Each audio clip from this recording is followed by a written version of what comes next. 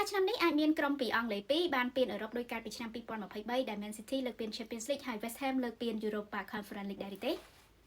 ជំរាបសួរខ្ញុំក៏មកនេះជួបខ្ញុំមកចាស់នៅក្នុងវីដេអូថ្មីការប្រកួតពានលំដាប់លីកទី2របស់អឺរ៉ុប Europa League គឺបានបញ្ចប់ទៅមួយហើយកាលពីសប្តាហ៍មុនដោយ Tottenham Hotspur ក្រុមក្បែរបាតតារាងមកពីក្របខ័ណ្ឌកំពូលអង់គ្លេសនឹងគឺជាអ្នកលើកពាន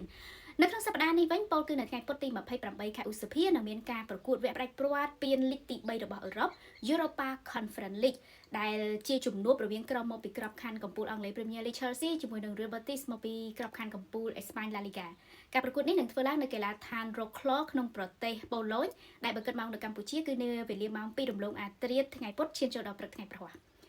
ក្រុមវគ្គផ្ដាច់ព្រាត់ទាំងពីរនេះបានបញ្ចប់រដូវកាលក្នុងលីកដោយ Chelsea ស្ថិតនៅចំណាត់ថ្នាក់លីក4ទទួលបានកៅអីលេងនៅ UEFA Champions League ចំណែកឯ Real Betis បានបញ្ចប់នៅចំណាត់ថ្នាក់លេខ6លើតារាង La Liga បានកៅអីលេងនៅ Europa League នារដូវកាលក្រោយការឈ្នះពានរង្វាន់ UEFA Europa Conference League នឹងអនុញ្ញាតឲ្យក្រុមជើងឯកបានកៅអីលេងនៅ Europa League ដែរក៏ប៉ុន្តែសម្រាប់ទាំង Chelsea និង Real Betis ពួកគេមិនបារម្ភរឿងកៅអីលេងនៅពានអឺរ៉ុបទៀតនោះទេព្រោះថាពួកគេមានសុវត្ថិភាពរៀងៗខ្លួនរួចទៅហើយលើកលែងតែ Chelsea គឺមានជំរើសចង់លេងនៅ Champions League ក៏បាន Europa League ក៏បានក៏ប៉ុន្តែជឿទៅគ្មានអ្នកណាគេចង់លេងនៅ Europa League ជាង Champions League នោះទេចាពានរង្វាន់លំដាប់ទី3អឺរ៉ុប UEFA Conference League នេះគឺទៅតែបង្កើតឡើងកាលពីរដូវកាល2021-22តែប៉ុណ្ណោះដូច្នេះសម្រាប់ក្រុមដែលមិនសូវធ្លាក់ទៅលេងនៅលីកទី3ដូច Chelsea និង Real Betis គឺពួកគេមិនទាន់ដែលមានប្រវត្តិបានលើកពាននេះនៅឡើយទេ Chelsea ទៅតែប្រឡូកពាននេះជាលើកដំបូងនៅរដូវកាលនេះតែម្ដងខណៈដែល Real Betis គឺប្រឡូកបាន2រដូវកាលហើយគឺរដូវកាលមុនហើយនិងរដូវកាលនេះយ៉ាងណាមិញបើគិតពីបទពិសោធន៍នៅពានអឺរ៉ុបទាំងអស់គឺ Chelsea វ៉ាដាច់ Real Betis តែម្ដងព្រោះថា Chelsea ធ្លាប់ជាជើងឯក UEFA Champions League 2សម័យកាលនិងជាជើងឯក Europa League ចំនួន2សម័យកាលផងដែរចំណែកឯ Real Betis វិញគឺមិនដែលមានប្រវត្តិឈ្នះពានអឺរ៉ុបណាមួយតតែសោះហើយនេះក៏ជាលើកដំបូងដែរដែល Real Betis បានឡើងដល់វគ្គផ្ដាច់ព្រាត់ពានអឺរ៉ុបមួយចា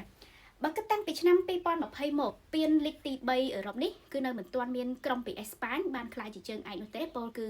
មានក្រុមពីអង់គ្លេសមួយគឺ West Ham ក្លាយជាជើងឯកនៅក្នុងឆ្នាំ2023ហើយក្រៅពីនោះក្រុមពីអ៊ីតាលីមានក្រុមពីអ៊ីតាលី Roma ហើយនិងក្រុមពីក្រិចគឺ Olympiacos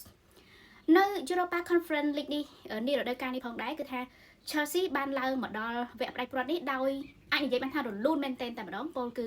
កំពូលតារាងតាំងពីក្នុងវគ្គ League Stage រួចហើយក៏ឈ្នះក្រុម Copenhagen នៅក្នុងវគ្គ16ក្រុមហើយបន្តមកទៀតបានបន្តឈ្នះក្រុមពីប៉ូឡូញនៅវគ្គ8ក្រុមនិងឈ្នះក្រុមមកពីស៊ុយអែតនៅក្នុងវគ្គពាក់កណ្ដាលផ្ដាច់ព្រាត់គឺឈ្នះដោយរលូនចា៎ប៉ុន្តែចំពោះ Real Betis វិញឡើងមកដល់វគ្គនេះគឺអត់សូវរលូននោះទេដោយត្រូវមានការប្រកួត knock out ទើបអាចឡើងដល់វគ្គ16ក្រុមហើយវគ្គ16ក្រុមគឺមានឈ្នះក្រុមពីប៉ូទុយហ្គាល់រួចហើយក៏ឈ្នះក្រុមមកពី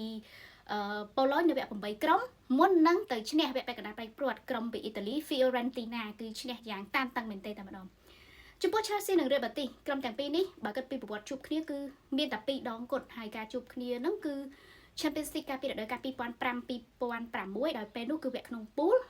ពួកគេទាត់2ជើងអញ្ចឹងគឺឈ្នះម្នាក់ម្ដង Real Betis ឈ្នះ 1-0 ហើយ Chelsea ឈ្នះទៅវិញ 4-0 ជារួមបើយើងមើលពី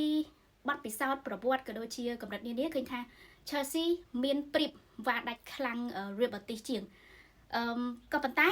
បាល់ទាត់យើងត្រូវដឹងថាអ្វីៗក៏អាចកើតឡើងបានដែរហើយសំខាន់នៅក្នុងឆ្នាំ2025នេះគឺជាឆ្នាំដែលក្រុមណាអត់ពានក្រុមណាខានលើកពានយូរហ្នឹងគឺសិតតែធ្វើបានសម្រេចនៅក្នុងឆ្នាំ2025នេះអញ្ចឹងយើងចាំមើល Real Betis ទាំងអស់គ្នាដែលបានលើកពានអឺរ៉ុបចាំមើលតើអាចធ្វើបាននៅក្នុងឆ្នាំនេះដែរឬអត់ចំពោះគូនេះខ្ញុំសូមវាយតម្លៃ50-50ទៅចុះព្រោះថាតម្រាំតែគេឡើងមកដល់វគ្គផ្ដាច់ព្រាត់នេះគឺថាមិនមែនងាយទេគឺមានទាំងអស់ទាំងបច្ចេកទេសហើយនិងសំណាងនេះគឺជាការគិតរបស់ខ្ញុំចំពោះលោកអ្នកនាងវិញគិតបែបណាដែរអរគុណច្រើនយើងនឹងជួបគ្នាបន្តនៅក្នុងវីដេអូក្រោយសូមជម្រាបលា